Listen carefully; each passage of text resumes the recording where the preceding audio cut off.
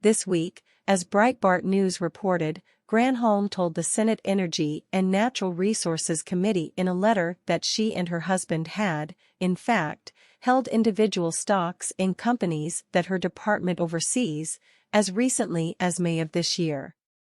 The bombshell admission came more than a month after Granholm falsely testified before the committee that she did not hold individual stocks and only held mutual funds. "Do you own individual stocks, Madam Secretary?" Hawley asked, to which Granholm responded, "No, I'm invested in mutual funds."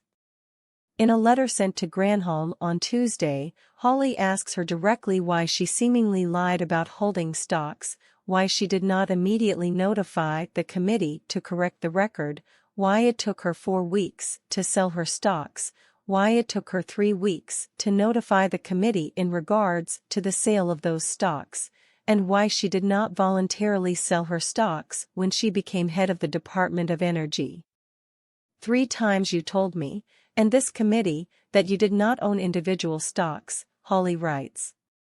"But we now know that was false. Last Friday, you informed the committee that you did own stocks at the time of your testimony on April 20, 2023. In fact, you still held stocks in 6 companies. You then divested from these holdings on May 18, 2023. But you chose not to notify the committee until last Friday, over 7 weeks after the hearing and at least 3 weeks after you sold these stocks. So I want to know, why?" Emphasis added. Hawley is also asking Granholm, within 30 days, to hand over a complete list of all of your individual stock transactions over the past 10 years for an evaluation of any additional conflicts of interest.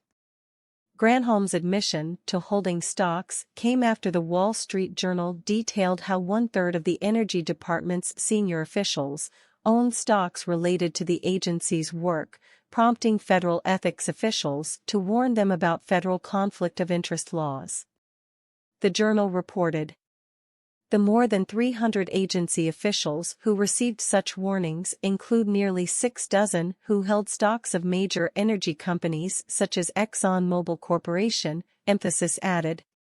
More than 130 officials in the Energy Department collectively reported about 2,700 trades of shares, bonds, and options in companies that ethics officers labeled as related to their agency's work, according to the journal's analysis, which examined only disclosures by officials who filed annual reports in that period.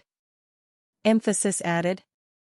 In a series of articles last fall, the journal reported that across 50 federal agencies, more than 2,600 government officials reported investments that stood to rise or fall with the decisions made by their agencies.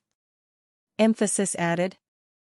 Granholm, in 2021, reportedly violated the Stock Act when she failed to properly report 9 stock trades, including her selling shares of Uber, Redfin, and Gilead Sciences Incorporated, which enjoys lucrative government contracts.